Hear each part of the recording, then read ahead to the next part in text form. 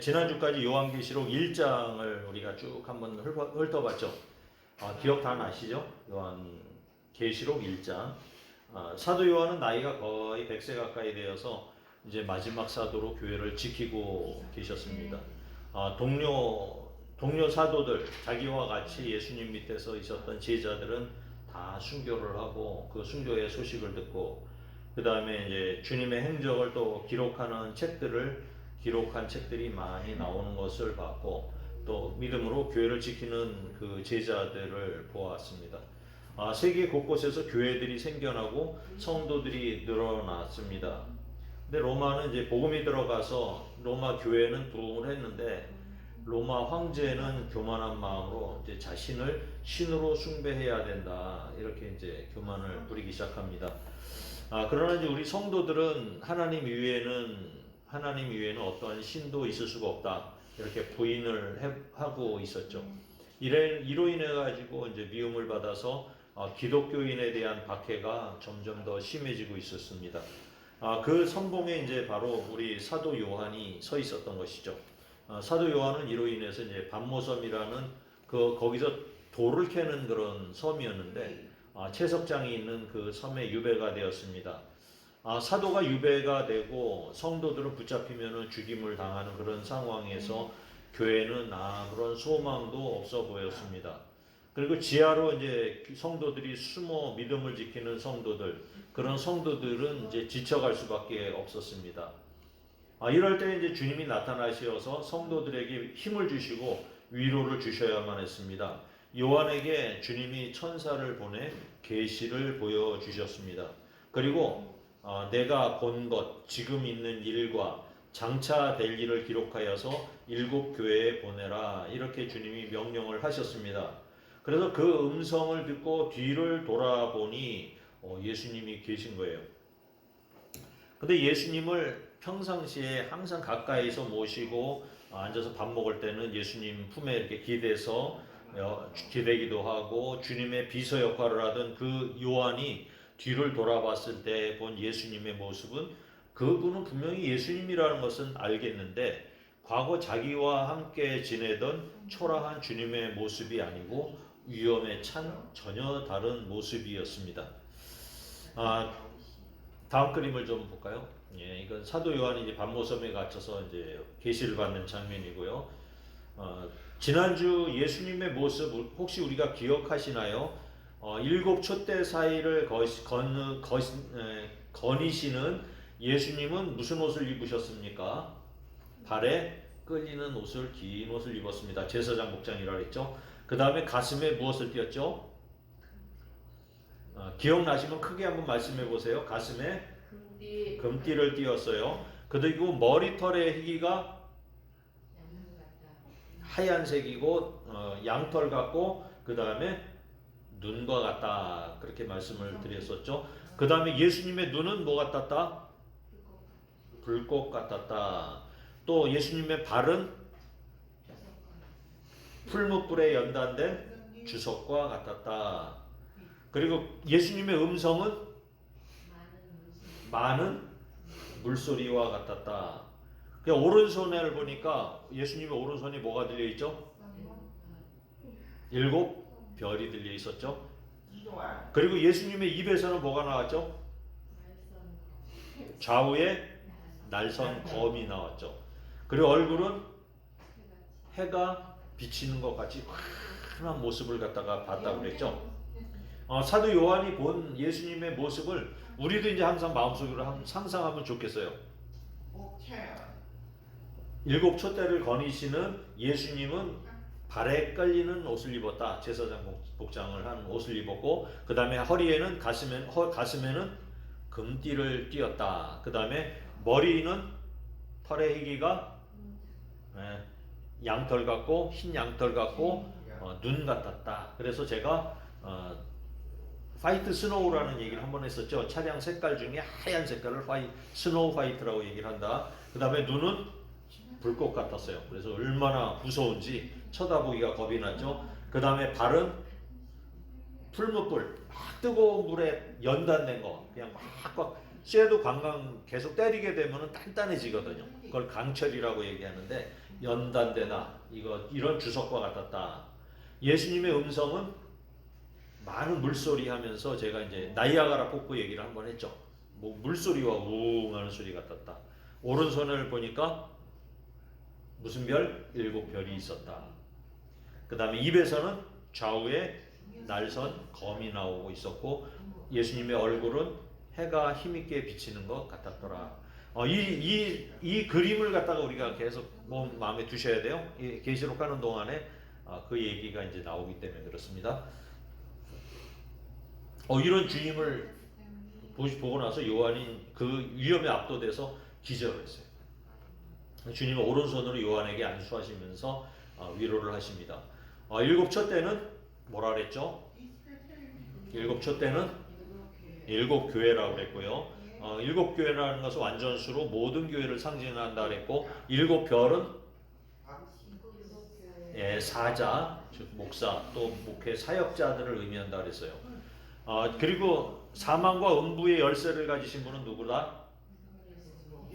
예수님이다. 그러니까 지옥의 주인은 마귀가 아니라 귀신이 아니고 예수님이다. 이 얘기를 했어요. 이 편지를 누구에게 보내라고 했습니까? 기억나시는 분 있습니까? 7글자. 에서버두 사빌라. 시작. 에서버두 사빌라. 7교회 에서버두 사빌라. 오늘 다음 주 계속해서 이 7교회에 대한 얘기를 할 텐데 7교회에 대한 거를 설교를 들으면서 이미지로다가 이렇게 갖고 계시면 좋겠어요. 이미지로 에서버두 사빌라, 에베소, 서머나, 버가모, 두아디라, 사데, 빌라델피아, 라오디게아 교회. 요 7교회를 갖다가 꼭 기억을 하시기 바래요. 성경에 나오는 이 7교회 중에 에베소 교회는 우리가 에베소서도 있고 사도 바울이 가서 이렇게 목회를 했기 때문에 잘 알아요. 근데 나머지 교회는 서머나 교회도 잘 모르겠고 버가모 교회도 그렇고 두아디라도 모르겠고 사대 빌라델피아는 팝송에 나오니까 우리가 조금 알겠고 라오디게아 여기도 잘 모르죠. 나머지 6교회는 사실 잘 몰라요. 그 당시에 유명한 교회가 굉장히 많았었잖아요. 그런데 이름도 없는 이 교회들을 언급한 거예요. 로마에는 로마 교회 있었지, 고린도에는 고린도 교회가 있었지, 그 다음에 빌립보에는 빌립보 교회가 있었지. 그런 교회들이 장정한 교회들이 굉장히 많았었거든요. 당시에 사도 바울이 이제 계속 편지에 썼던 교회들이 있는데 오늘 요한계시록에 나오는 이 6교회는 잘 이름을 모르겠는 거예요. 그런데 이제 이를 통해서 이제 주님이 하시고 싶은 말씀은 장차 나타날 교회의 모습을 알려주시는 것을 계시하는 것이라고 보여져요. 에베소 교회는 알겠어요. 근데 나머지 교회는 장래에 있을 비밀을 그 안에 품고 있다. 이렇게 지금 볼 수가 있는 것입니다. 그래서 지금 오늘날에 이제 시간이 이제 2000년이 지나고 나서 요한계시록을 지금 들여다보고 요한계시록에 나오는 말씀을 잘 들여다보니까 시대별 특징이 이 교회 속에서 나타났더라 하는 그런 파악이 되는 거예요. 그래서 이제 자막에 보이는 대로 에베소 교회는 속사도 시대 초대교회를 얘기를 하고요. 그 다음에 두 번째 서문화 교회는 로마한테 핍박을 받는 교회 시대를 얘기를 하고요. 버가모 교회는 로마가 기독교를 국교로 만들었죠. 그래서 그 시대. 그 다음에 두아디라는 이제 로마가 국교가 됐는데 갑자기 내가 교회의 황제다 하면서 교황이 등장을 해버렸어요. 그래서 교황권이 이제 강화가 되면서 모든 교회는 교회의 머리는 나다 이렇게 하는 시대가 있었고요. 사대교회는 이로 인해 가지고 중세 종교 암흑기라 그러죠. 암흑기 시대를 얘기를 하고요. 빌라델피아 교회는 종교 개혁, 칼빈이나 마르틴 루터 이런 사람들이 나타나서 1500년에 가톨릭을 이제 뒤집어 엎는 종교 개혁을 하는 시대가 됐고요. 라오디게아 교회는 현대 지금 우리 교회들을 의미하고 있구나 이렇게 생각을 해요. 그러니까 이제 주님이 말씀하신 각 교회에 대한 내용이 지금 교회이긴 하지만은 사도 바울 때 이게 자기 실제로 그렇게 존재했던 교회들이긴 하지만 예수님께서 하신 것은 미래를 이 교회들 속에서 숨겨서 보내주셨다 이렇게 얘기가 됩니다. 일곱 교회 위치 지도를 다시 한번 보면요, 이렇게 생겼어요. 그냥 왼쪽서부터 밑에서부터 에베소, 서머나, 버가모, 그 다음에 두아디라, 사데, 빌라델피아, 라오디게아 이렇게 삥 도는 구조로 이렇게 돼 있었단 말이에요. 위치는 이제 오늘 얘기하는 이제 에베소는 여기고요. 에베소 조금 위쪽에 서머나가 있어요. 에베소도 항구 도시고 서머나도 항구 도시예요. 그런데 이제 서머나 교회라고는 많이 들어보셨죠? 서머나 교회. 서머나 교회는 예수님께서 책망을 하지를 않았어요. 왜 책망을 안 하지 않았을까? 오늘 말씀에서 그게 나옵니다. 근데 오늘은 먼저 에베소 교회에 대해서 먼저 살펴보겠습니다. 에베소 그림들을 한번 쭉 볼까요? 에베소 관광을 가면, 성지 순례를 가면은 이런 것이 있답니다. 저도 안 가봤어요. 같이 가실 수 있는 기회가 있으면 좋겠습니다. 다음 그림. 여기 도서관 모양. 2000년 전이었지만 상당히 발전했어요. 우리나라 2000년 전에는 뭐 하고 있었죠? 2000년 전이면 신라 시대인가요? 저기 칼 들고 이게 화랑, 관창 뭐 이래가지고 막 이렇게 말 타고 뚜벅뚜벅 다니는데 여기는 이렇게 발전을 해 있었던 거죠. 다음. 이게 원형극장이에요. 이게 바닷가이기 때문에 바다에서 바람이 이렇게 불어오면은 저 위에 원형극장 보이죠? 저기 사람들이 앉아 있고 그 좀 높은데 연단이 있어서 거기서 얘기를 하면은 바닷바람을 타고 이렇게 연설을 하면은 다 위에까지 들리고 뭐 노래라든지 뭐 이런 공연들 했던 원형극장이고, 밑에는 이제 도시의 전경이 되겠죠. 다음 그림. 그 다음에 이제 원형극장 위에서 이제 내려다본 그림이죠. 이제 밑 아래서 공연하고 이제 사람들이 꾹 들러져 있고, 이런 모습을 본다서 이스라엘에도 이런 원형극장들이 있었습니다. 다음 그림. 소아시아의 일곱 교회인데 이제 이렇게 이 통로 주변에 이렇게 많은 집들도 있고 여러 가지 이제 발굴이 되고 있습니다. 다음 그림. 요게 이제 아데미 신전이죠. 아데미 신전. 에베소 교회는 이제 사도 바울이 개척을 하고, 누가라는 사람 알죠? 누가복음 썼던 누가, 그 다음에 디모데, 사도 요한이 목회를 하면서 계속 이어져 오던 유명한 교회예요. 에베소 하면 생각나는 게 두란노 서원이었죠.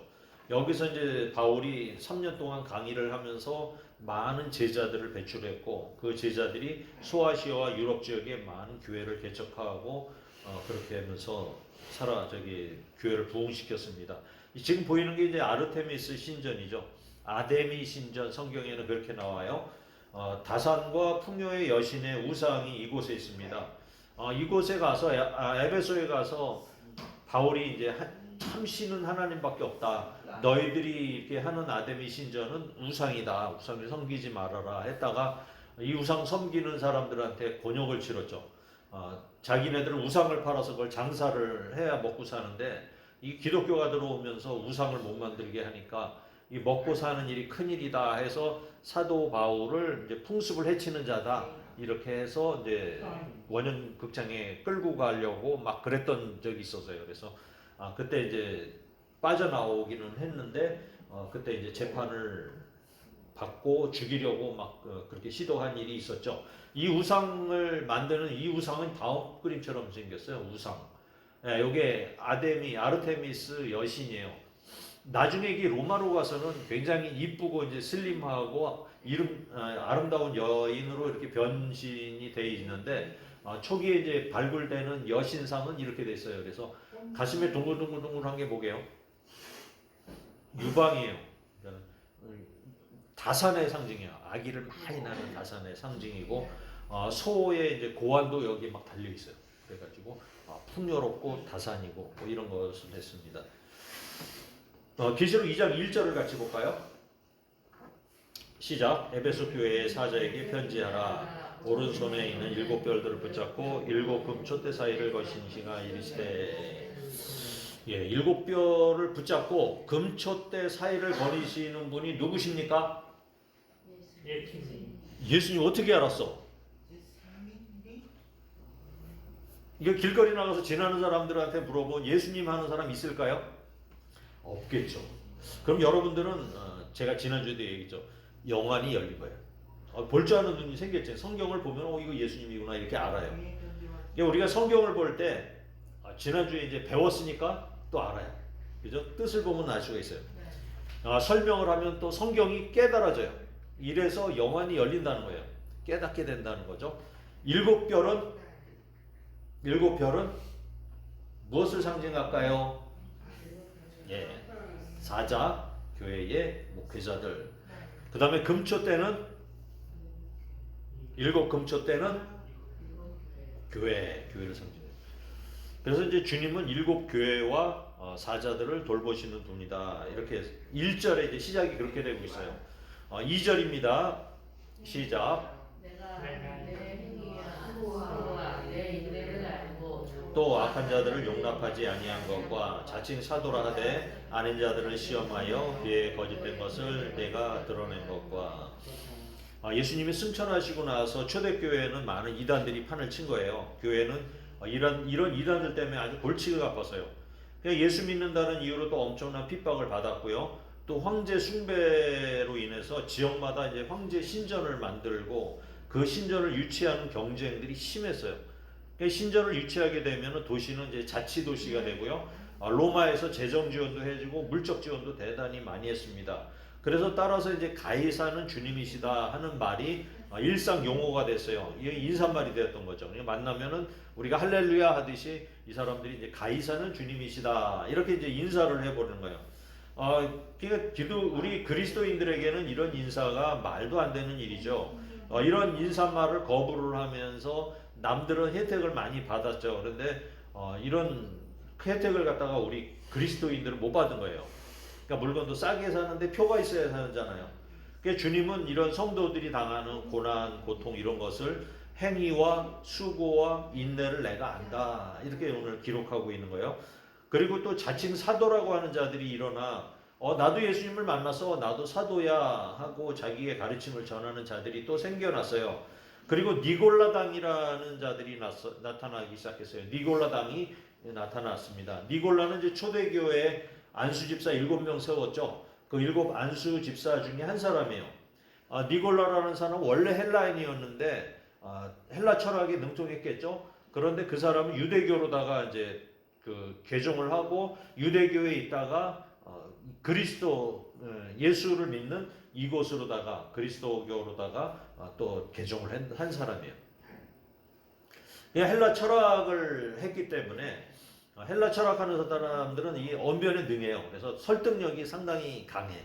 말도 잘하고 뭐를 청산유수로 하고 또 자기가 주장을 하기 때문에 뭔가 논리를 세우면 아주 조리 있게 설명을 하는 사람들이에요.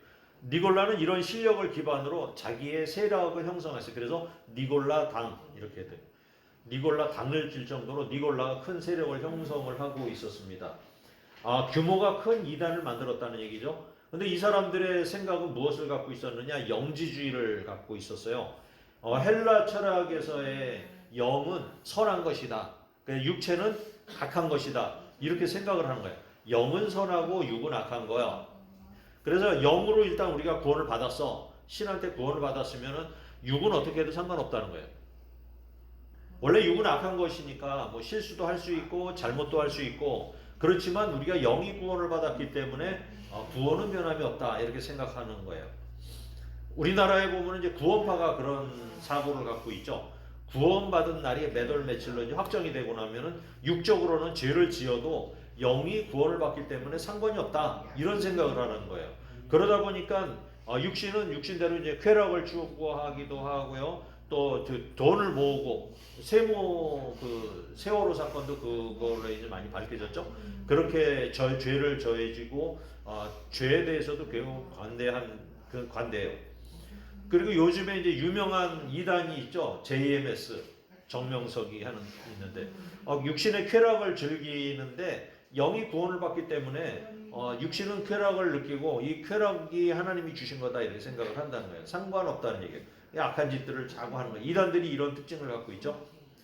또 다른 영지주의는 뭐냐면은 육은 악하기 때문에 고행을 해야 된다는 거예요. 그러니까 마음껏 살으라는 주의와 고행을 하라는 주의예요. 그래서 고난을 해야 된다. 육체는 고난을 겪어야 되고 고행을 해야 되고 금식하고 수행을 통해서 육을 통제하고 단련해야 진정한 구원이 이루어진다. 이렇게 생각을 해요. 명상을 해야 되고 육신이 자꾸 죄를 지려는 그런 습성이기 때문에 고행을 향해서 자기를 억눌러서 이런 욕망을 억제해야 된다. 이렇게 생각하는 사람들이 있어요. 이 사람들은 혼인하면 안 된다. 이게 결혼하면 안 돼요.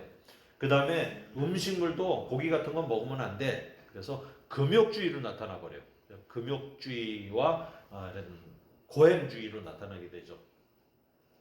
또 경건을 갖다가 이게 자꾸 강조를 해요. 그래서 경건하다. 나는 경건하기 때문에 나는 하나님과 특별히 가깝다. 그 다음에 내가 경건하니까 내가 기도를 하면 신이 들어준다. 이런 착각을 해요. 그래서 사람들한테 기도를 해주고 사람들이 자신의 경건에 대해서 알아주기를 갖다가 좋아해요. 그런데 이제 성경은 이렇게 하는 사람들은 귀신에 미혹된 것이다. 이렇게 보고 있어요. 왜냐하면 주님은 이런 행위로 구원을 받을 수 없다고 분명하게 말씀을 하셨기 때문이죠. 성경은 육신의 수련이나 고행으로 구원에 이르지 못한다. 하나님께로부터 의롭다 하고 의롭다함을 받는 길은 오로지 예수 그리스도를 믿는 믿음으로 이루어지는 것이다. 이렇게 얘기를 해요. 구원받는 사람은 반드시 성령의 열매가 나타나게 돼 있는 거예요. 그러한 증거가 그 행동에서 나타나게 돼요. 그러니까 예수 믿는다면서 맨날 거짓말하고 도둑질하고 이러면은 그 사람은 예수를 안 믿는 거죠. 그렇게 하는 사람들은 영지주의와 똑같은 거예요.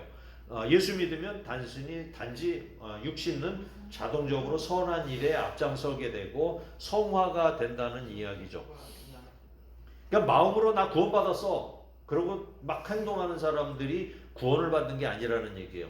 그래서 이걸 성화라고 얘기를 하는데 성화된 사람은 자기가 잘못을 할 수가 있잖아요. 그런데 바로 회개하고 돌이키고 다시는 그런 짓을 하지 않는다는 거죠. 근데 성화를 너무 강조해서 성화주의자가 되면 안 돼요. 성화주의자가 되면 경건을 강조하게 되고 율법주의로 돌아가 버리게 돼요. 그러니까 성화가 되려고 우리가 노력을 하고 그렇게 하는 것은 중요한 일이지만 성화주의가 돼서 반드시 이거 해야 돼 이러는 것들은 안 된다는 거예요. 칼빈도 칼빈의 교리를 그러니까 믿음으로 구원을 받는다. 그 다음에 오직 하나님이다. 성경만이 진리다. 이렇게 하는 칼빈이 하는 이야기를 우리가 받아들이는 건 중요한데 칼빈주의가 되면 안 되는 거예요. 오로지 성경을 읽어야 돼. 뭐 이런 식의 칼빈주의. 뭐 이런 칼빈주의는 안 좋다는 얘기죠. 그러니까 에베소 교회는 신학적으로 좀 단단한 교회였어요. 워낙 대단한 분들이 이제 목회를 해왔기 때문에. 그리고 이단을 찾아서 색출하는 데는 선수들이에요. 교회를 다니다 보면 이제 신천지가 이제 교회에 들어오잖아요. 신천지가 교회를 들어오게 되면은 성도 간에 이제 의심을 하게 돼요. 이게 쳐다보면서 이제 의심을 하는데 그러면은 이상하게 옆에 있는 나랑 친했던 집사님이 혹시 신천지가 아닐까 하는 의심이 자꾸 들린 적 없으세요? 막 그렇게 돼요. 그러니까 분위기가 이상하게 돼 버려요. 뭐 믿음 좋고 신실했던 기도도 열심히 하던 집사가 어느 날 보니까 신천지였더래. 하면서 이제 신천지였던 그런 것들이 밝혀지고 그러다 보니까 교회 굉장히 열심히고 기도 열심히 하는 사람들도 이렇게 쳐다볼 때 이렇게 의심의 눈초리로 쳐다보는 거야. 그러니까 분위기가 이상하게 밝혀져요. 그런 분위기가 막 있는 교회를 가니까 나도 쿵닥거리는 거야. 나는 아닌데 남들이 나를 신천지로 보면 어떡하지? 하면서 이제 쿵닥쿵닥거리는 부담스러워져요. 그러니까 이단을 밝혀내려고 하니까 교인 간에 의심이 생기고 반목이 생겨요. 이게 에베소 교회에 이런 일이 생겨버린 거예요. 이단들이 막 들어와서 판을 치다 보니까 3절을 같이 볼까요? 시작. 또 내가 참고 내 이름을 위하여 견디고 게으르지 아니한 것을 아노라. 에베소 교회는 이제 초대교회로서 이단들을 대처하고 거짓말을 밝혀내고 신학적으로는 단단한 교회였어요. 이런 일을 하기 위해서는 이제 주님의 뜻도 구하고 부지런하게 신학 연구와 신학 훈련, 이단 색출 작업에 열심을 내었죠. 주님은 이런 일에 대해서 잘했다고 칭찬을 하셨어요. 그러니까 이단들이 성경을 모르는 게 아니에요. 성경과 자기가 다르다는 것을 모르는 게 아니에요. 성경에 대해서 자기네들이 갖고 있는 믿음이 오류가 있다는 것을 알지만은 이것을 합리화시키는 방법이 뛰어나다는 거예요. 한번 신천지를 접한 청년이 교회에서 이제 왜 이단 대책위원회 이런 데서 공부를 하고 나면은 신천지가 잘못됐다는 것을 알아요. 알아요. 그런데 이 청년들이 교회로 다시 안 돌아오고 신천지로 돌아가는 확률이 굉장히 높다는 거예요. 이 문제는 진리를 안다고 해서 끝나는 문제가 아니라 영적인 문제가 영이 다르기 때문에 생기는 문제라는 얘기예요. 영이 이렇게 돌아버리고 나면은 진리를 접하더라도 잘 그쪽으로 돌아오질 못하는 거예요. 그러니까 거짓말한 영을 받아들이고 나면은 진리가 우리 가르쳐줘도 진리에 대해서 진리로 여기지 않는다는 거예요. 4절입니다. 시작. 그러나 너를 책망할 것이 있나니 너의 처음 사랑을 버렸느니라. 에베소 교회에 이제 이런 문제가 생겼던 거예요. 처음에 주님을 사랑하고 믿음의 공동체를 형성해서 이 공동체가 사랑으로 똥돌 뭉쳤는데 이 문제에 휩싸이고 서로 이제 이런 보는 눈치가 달라지고 본질 있는 사랑을 잃어버려 버린.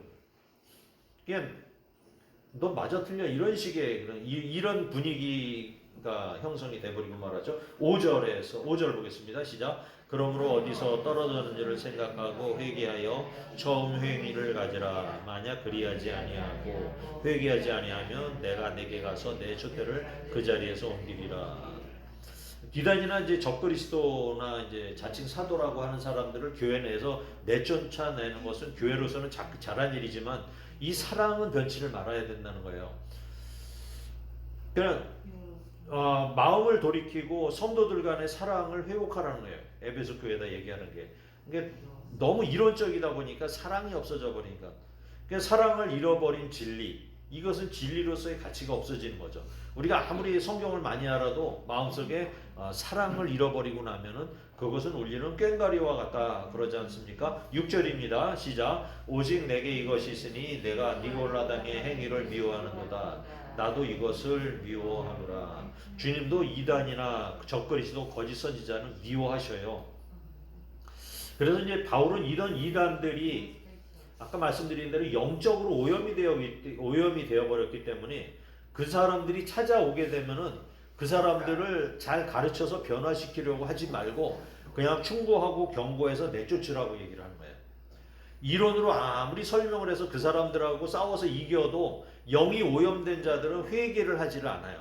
그 씩씩거리면 가서 처음엔 논쟁이 졌지만 더 준비를 해가지고 와서 무장을 해가지고 와서 다시 달려들게 되어 있다 이런 얘기예요. 7절입니다. 귀에 있는 자는 성령이 교회들에게 하시는 말씀을 들을지어다. 이기는 그에게는 내가 하나님의 낙원에 있는 생명나무 열매를 주어 먹게 하리라. 이게 말씀이라는 것은 귀 있는 자는 듣게 되고요. 귀 없는 자는 들어도 회개를 하지 않게 됩니다. 주님이 하시는 말씀을 듣고 회개하는 자가 이기는 자라는 얘기입니다. 주님은 주님이 택한 자들과 택하지 않은 자들이 교회 안에서 섞여서 이제 혼란스럽게 막 살고 있는 것을 보셨어요. 그래서 이제 우선은 이 에베소 교회 같은 데도 이단을 보내서 먼저 갈라내는 일을 하셨던 것이죠. 주님께서는 교회를 다스리시는 분입니다. 교회의 주인은 주님이시죠. 저는 그렇게 생각을 해요. 이제 큰 교회에 신천지가 들어가서 이렇게 막 휘젓고 돌아다니는 것은 하나님께서 1차적으로 하나님이 택한 백성과 안 택한 백성들을 갈라내는 작업을 하셨다. 저는 그렇게 봐요. 교회가 위험에 빠지다고 생각을 하지만은 그것으로 인해서 갈라질 사람들은 쫙 구원 못 받을 사람들은 쫙 갈라지는 현상이 생겼던 건 사실이에요. 이렇게 회개하는 사람이 이긴 자라는 거예요. 성경에서는. 그러니까 이긴 자, 신천지 이만희가 막 백마 타고 돌아다니는데 그게 아니고 이러한 일을 당했을 때 회개하는 사람을 주님께서 얘기할 때 이긴 자다. 이렇게 백마 타고 돌아다니는 게 이긴 자가 아니라는 얘기예요. 그러니까 멸망시키기로 작정된 자, 하나님이 택하시지 않은 자는 아무리 옳은 말을 해도 들리지 않는 거예요. 이렇게 회개하고 이긴 자가 된 성도들에게는 하나님께서 생명나무 열매를 주시겠다고 하십니다. 그러니까 에덴 동산에서도 아담과 하와는 이 생명나무 열매를 먹지 못했는데 요한계시록 끝에 가면은 우리가 생명나무 열매를 먹게 돼요. 그 다음에 서머나 교회에 대해서 좀 알아보도록 하겠습니다. 서머나 교회의 그림들입니다. 서머나 교회의 이거는 재현한 그림이래요. 그러니까 항구 도시였는데 이렇게 서머나 도시가 이렇게 웅장하게 이렇게 펼쳐져 있다는 거예요. 다음 그림도 볼까요? 예. 서문화를 발굴을 하면서 지금 이제 이렇게 이런 것들이 유적들이 많이 발굴되고 있고요. 다음. 네, 여기. 네, 다음. 네, 다음. 네, 이게 이제 도시의 형태가 이렇다고 그래요. 지금도 발굴 중인 것 같아요. 그 다음에 이거는 이제 서문화 교회의 지하 도시예요. 핍박을 피해서 지하로 간 거예요. 그러니까 맨 위에는 이제 지상이고요. 여기 밑에는 지하굴이에요. 60m 깊이에 2만 명 이상이 이렇게 지하의 도시를 형성을 해서 지하에 살고 있는데 여기시가 데링큐라고 데링쿠. 그래서 성지순례 가면 여기를 코스를 거친다고 그러더라고요. 다음. 예, 이게 서머나라는 도시인데 지금은 이즈마르라고 그러는데요. 이게 도시가 이렇게 많이 발전을 해 있습니다. 서머나 이제 성지순례 가면은 여기에서 하룻밤 자겠죠? 예. 8절입니다. 시작. 서머나 교회 사자에게 편지하라. 처음이요 마지막이요 죽었다가 살아나신 이가 이르시되. 처음이요 마지막이고 죽었다 살아나신 분이 누구시죠? 예수님이죠. 크게 한 목소리 대답해 볼까? 시작. 누구시죠? 예수님. 잘해요. 이 교회는 영안이 열렸습니다. 에베소 교회는 오른손에 7뼈를 붙잡고 7촛대를 거니신 분이다 이렇게 얘기를 하는데 이 서머나 교회는 어떻게 소개를 하고 있습니까? 처음이요 마지막이요 죽었다가 살아나신 분이다 이렇게 소개를 하고 있어요. 그러니까 이것은 서머나 교회가 죽었다가 살아날 정도로 극심한 환란이 있을 것을 예고하는 장면이기도 해요. 하나 예수님께서 말씀하신 것이 2장 9절입니다. 시작. 내가 내 환란과 공핍을 알거니와 실상은 내게 부요한 자라. 자칭 유대인이라 하는 자들의 비방도 실상은 유대인이 아니요 사람의 예, 서머나 교회의 특징은 이제 핍박을 아주 심하게 받았다는 것입니다.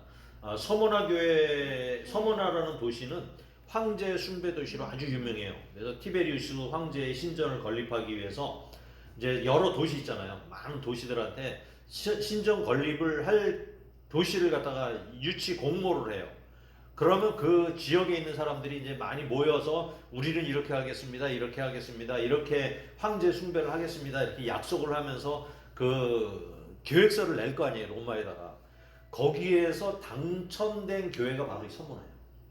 그러니까 서머나가 얼마나 황제 숭배가 극심을 했고 얼마나 체계적으로 했는지를 알 수가 있어요. 근데 일단 이 황제 숭배하는 그 신전을 건립하게 되면은 물량이 형성이 되죠. 그다음에 로마에서 지원도 하죠. 돈도 주지, 사람도 오지. 유명하다는 사람들은 다 그곳에 오게 되죠.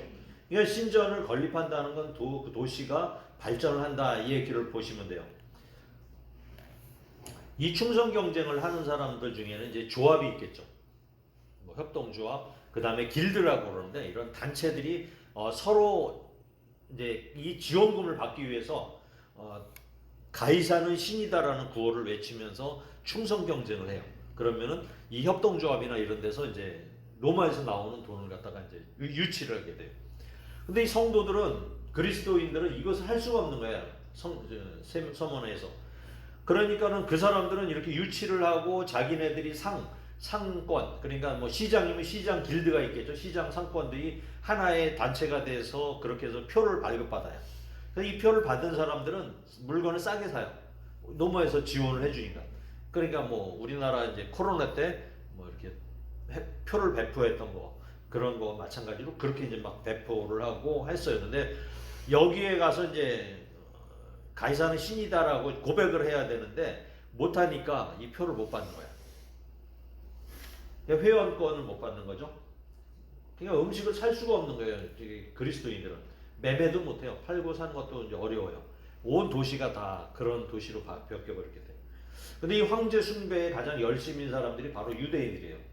유대인들은 어디 가나 그냥 자기네들이 모여서 장사를 하죠. 장사를 해서 부를 획득하고 금방을 해가지고 금을 파고 살고 뭐 채권을 팔고 이래서 장사의 귀재들이에요. 유대인들은 예수님이 십자가에 돌아가실 때도 뭐라 그랬어요? 우리의 왕은 누구밖에 없다? 가이사밖에 없다는 거예요. 로마 황제가 우리의 왕이다.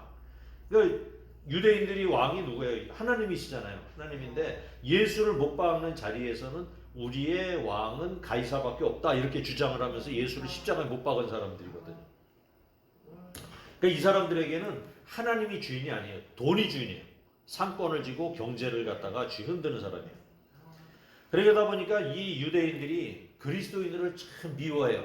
얘네들을 보니까 하나님을 제대로 믿거든. 근데 자기네들은 이제 세상에서 돈 벌고 이렇게 부를 형성을 하여서 도시를 움직이는 게 자기들의 목표니까. 그러니까 또 이제 그리스도인들은 내가 이제 쉬더라도 예배 때는 나오잖아요. 유대인들은 장사를 해요. 그러니까 재물과 권세가 하나님으로부터 비롯되었다 이렇게 하는데 예수님의 말씀대로 따르고 나니까는 너무 돈을 벌기 위해서 이렇게 하는 사람들이 타락했다 이렇게 이제 결론이 나버리니까 미워하는 거예요. 그리스도인들을. 그냥 기회는 이때다 하고 이제 기독교인들을 핍박을 하는 거예요. 이런 자들이 이제 자칭 유대인이에요. 율법을 제대로 지키는 사람은 그렇게 하지 않아요. 어려운 자기의 동족을 보살피고 살려주고 먹을 것을 공급하고 이렇게 해야 되는데 이 서머나의 유대인들은 자칭 유대인이죠. 그렇게 얘기해요. 그리고 성경은 이 사람들을 광명한 천사다. 겉으로는 천사 같은데 뒤로는 등골을 빼먹는 사람들이죠. 율법을 지키는 척하지만은 종교를 팔아서 자신의 이익을 챙기는 사람들을 말해요. 그래서 이 사람들은 자칭 유대인이고 광명한 천사고 사탄의 회다 이렇게 얘기를 해요. 무늬만 유대인이지 사탄의 수하일 뿐입니다. 이런 자들이 도시를 장악하고 있으니까 정권과 이제 협잡을 하겠죠. 그러면서 기독교인을 죽일 궁리를 하게 돼요. 이 사람들은 이제 기독교인들한테 물건을 못 사니까 내가 이제 뭐 야채를 갖다가 이렇게 내가 팔 때니까 여기서 이제 뭐 1,000원에 판다면은 10,000원에 그럼 사가지고 가 이렇게 하는 거예요. 폭리를 취하는 거예요. 폭리를 취하면서 이렇게 막 팔아요. 기독교인들이 그리스도인들이 이제 돈이 다 떨어지잖아요. 그러면 살 수가 없잖아. 그러면은 유대인들이 제 그리스도인이 하고 로마한테 고발을 해버려. 고발을 하면은 바로 잡혀가. 돈이 있을 때는 돈을 다 긁어내고 돈이 떨어지면은 붙잡아가서 또 원형 경기장에서 죽게 만들어요. 아주 교활한 사람들이에요. 그러니까 이 유대인들은 신고를 했으니까 로마의 신임을 받아요. 장사를 했으니까 돈도 벌어. 이렇게 하면서 그 지역을 움켜쥐는 거죠. 그런데 주님은 오늘 말씀을 통해서 보니까는 이렇게 이용만 당하는 성도들에게 주님은 돈이 많은 유대인이 부자가 아니라 너희들이 진짜 부유한 자다 이렇게 얘기를 하시는 거예요. 그러니까 핍박을 받는 자. 진정한 부자는 세상에서 권력을 가진 자가 아니라 주님을 위해서 고난을 받고 가난하게 된 사람들이라고 하시는 거야. 이미 하늘나라에 보화를 쌓아놓았으니까 세상에서는 가진 게 없지만 하늘나라에서 이미 너희는 다 부자라는 거야. 10절을 같이 볼까요? 시작. 너는 장차 받을 고난을 두려워하지 말라. 볼지어다 마귀가 장차 너희 가운데서 몇 사람을 옥에 던져 시험을 받게 하리니 너희가 10일 동안 환난을 받으리라. 내가 죽도록 충성하라. 그리하면 내가 생명의 관을 내게 주리라. 주님을 믿으면은 고난에서 이기게 해주셔야 하는데 주님의 명령은 피하게 하시질 않고 그냥 두려워하지 말라는 거예요. 두려워하지 말래요. 그냥. 이건 뭘 얘기하느냐면 고난이 닥치면은 고난을 감내하라는 얘기예요. 고난을 받으라는 얘기예요. 그러니까 마귀가 몇 사람을 옥에 던져서 시험을 받게 하지만 그 기간이 10일 동안이라고 딱 얘기를 해요. 이것은 이제 고난에는 끝이 있다는 의미가 돼요. 그냥 고난이 이제 반드시 끝이 있는데 이 기간을 잘 고난을 당하고 이것을 잘 견뎌내는 것을 성경에는 충성하다 이렇게 충성스럽다 이렇게 얘기를 하는 거예요. 그러니까 서머나 교회는 고난과 핍박을 당하는 교회를 상징을 하고 있습니다. 다음 그림을 보시면요. 서머나 교회의 대명사는 이 폴리캅이에요. 폴리캅이라는 교부가 있었는데 감독인데 이 사람 폴리캅은 이제 그 당시 교회의 총 감독이었죠.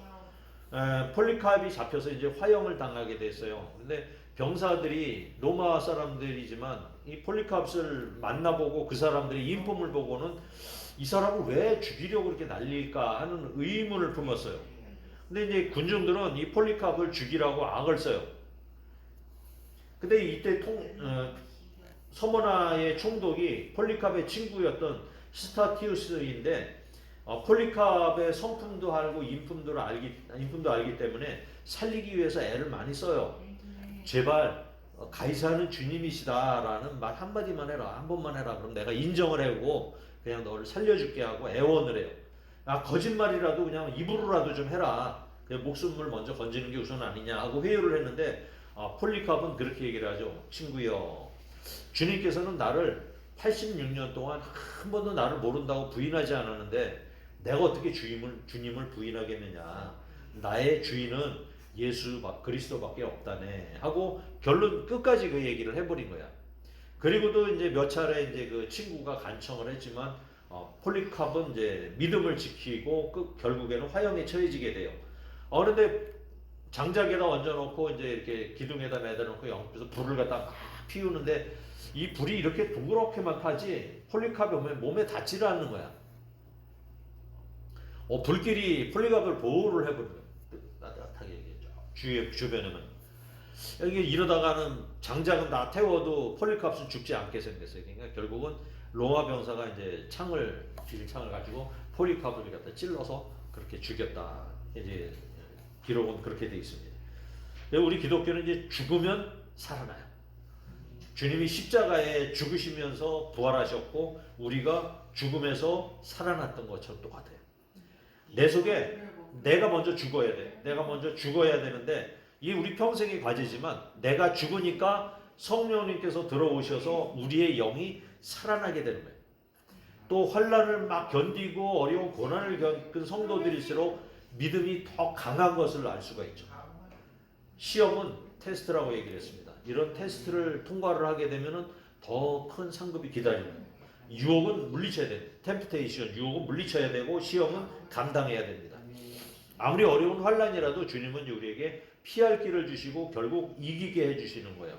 이런 자에게 생명의 면류관을 주시겠다고 약속을 하신 거죠. 마지막 절 11절 시작. 귀 있는 자는 성령이 교회들에게 하시는 말씀을 들을지어다. 이기는 자는 둘째 사망의 해를 받지 아니하리라.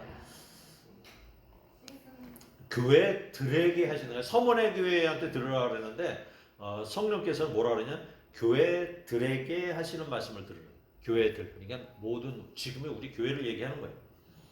서문화 교회는 이 온통 핍박만 받은 교회예요. 주님이 서문화 교회를 향해서 칭찬을 하셨지 책망을 하나도 못 하신 거예요. 이 교회가 이런 어려운 환경에서도 잘 이겨냈던 것입니다.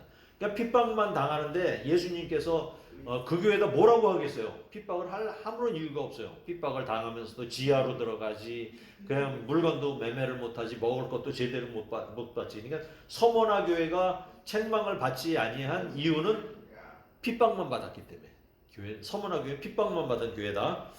에베소 교회가 이제 이단의 위험에서 교리를 정립하는 교회.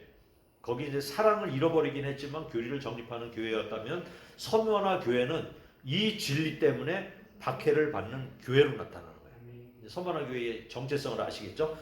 이런 박해 속에서 견디어내는 교회가 되라. 주님은 그렇게 또 말씀하시는 것입니다. 우리도 이제 어려움 속에서 잘 견디고 이겨내는 우리 부천 광교회를 만들어 냅시다. 우리 모두가 이긴 자가 됩시다. 생명의 면류관을 받고 두 번째 사망의 해. 처음에는 우리가 죽잖아요. 근데 나중에 부활하고 나서 두 번째 죽음은 지옥으로 가는 거잖아요. 근데 지옥으로 가지 말고 우리 천국으로 가자 이거지. 천국으로 가는 두 번째 사망의 해를 받지 않는 성도들이 되시기 바랍니다. 생명나무 열매를 우리도 먹고 이제 계시록 끝에 가면 먹는데 먹고 잘했다고 칭찬받는 우리 교회를 만들어 나가서 우리 부천 광교회 하나의 공동체로서 주님이 기뻐하시는 공동체를 우리 같이 만들어